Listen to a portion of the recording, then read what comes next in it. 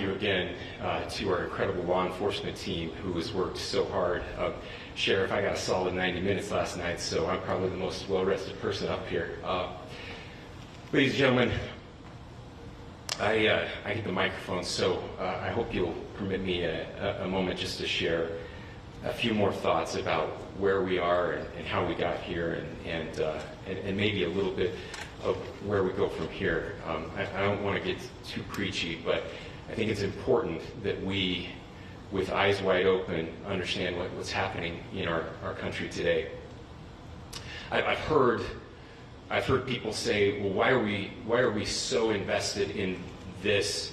There's violence happening all across our country, and violence is tragic everywhere, and every life taken is a child of God who deserves our love and respect and dignity. This is certainly about the tragic death, political assassination of Charlie Kirk. But it is also much bigger than an attack on an individual. It is an attack on all of us. It is an attack on the American experiment. It is an attack on our ideals.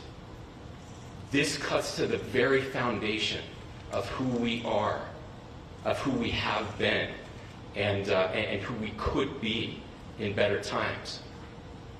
Political violence is different than any other type of violence for lots of different reasons. One, because in the very act that Charlie championed of expression, that freedom of expression that is enshrined in our founding documents, in having his life taken in that very act, makes it more difficult for people to feel like they can share their ideas, that they can speak freely. We will never be able to solve all the other problems, including the violence problems that people are worried about, if we can't have a clash of ideas safely and securely. Even, especially those ideas with which you disagree. That's why this matters so much. Over the last 48 hours, I have been as angry as I have ever been, as sad as I have ever been. And it was, as anger pushed me to the brink, it was actually Charlie's words that pulled me back. I'd like to share some of those, and specifically right now, if I could, I need to talk to the young people in our state, in my state, and all across the country. As President Trump reminded me, he said, you know who really loved Charlie? The youths. And he's right. Young people loved Charlie, and young people hated Charlie. And Charlie went into those places anyway. And these are the words that have helped me. Charlie said, when people stop talking, that's when you get violence. He said, the weak can never forgive. Forgiveness is the attribute of the strong. The only way out of the labyrinth of suffering is to forgive. Welcome without judgment, love without condition, forgive without limit. He said, always forgive your enemies. Nothing annoys them so much. A few months ago, I referenced this last night, Charlie posted to social media, when things are moving very fast and people are losing their minds, it's important to stay grounded.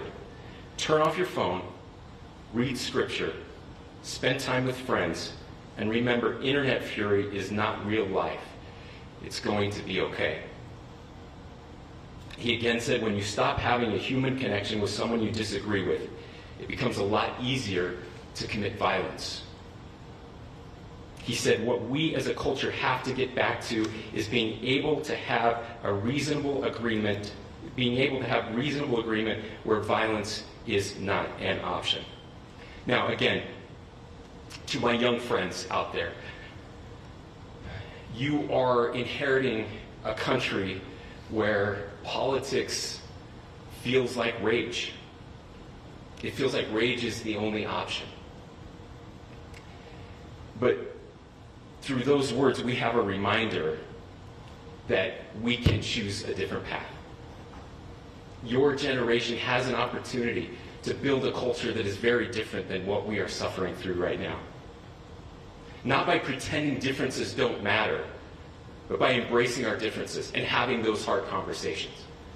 I think we need more moral clarity right now. I hear all the time that words are violence. Words are not violence. Violence is violence. And there is one person responsible for what happened here.